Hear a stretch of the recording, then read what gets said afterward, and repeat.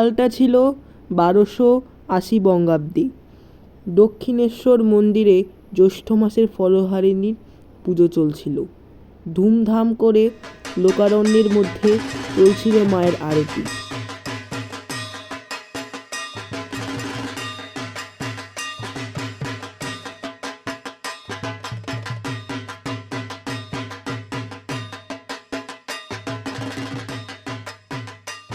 কোন সময় দক্ষিণেশ্বরের এক কোণে ঘরে ছিলেন শুধু 2 জন ব্যক্তি।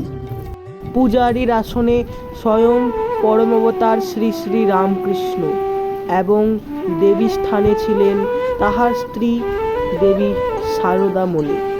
হে মা, হে পরমেশ্বরী জগজ্জননী ত্রিনয়নী মা, তুমি ত্রিপুরা সুন্দরী ষোড়শী রূপিণী। হে মা ভবতারিণী, হলে আমার মা পরমা প্রাকৃতি শূন্য রূপা শশীধারী।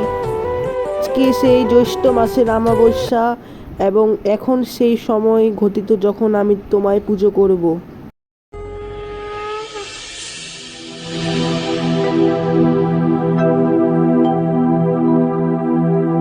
আমার মা ত্বং হি তারা, আমার মা ত্বং হি তারা, তুমি ত্রিগুণাধারা পরাৎ পরা, মা ত্বং হি তারা, আমার মা ত্বং হি তারা। আমি জানি মা ও দীন দয়াময়ী, আমি জানি মা ও দীন দয়াময়ী, তুমি দুর্গমেতে দুঃখ হরা, মা ত্বং হি তারা, আমার মা ত্বং হি তারা।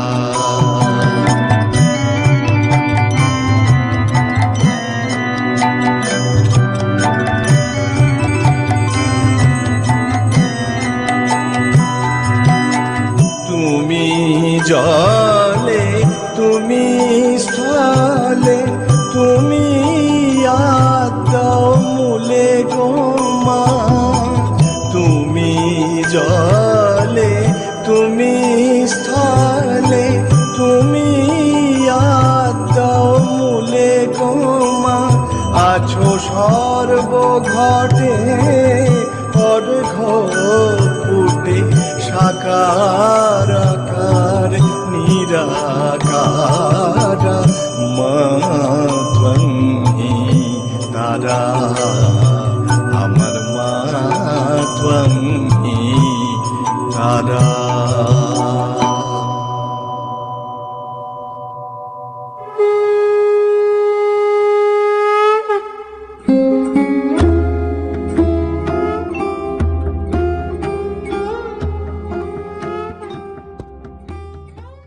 এভাবেই শ্রী শ্রী পরমাবতার রামকৃষ্ণ তার নিজ স্ত্রী সারদা দেবীকে পুজো করেছেন ষোড়শ উপাচারে।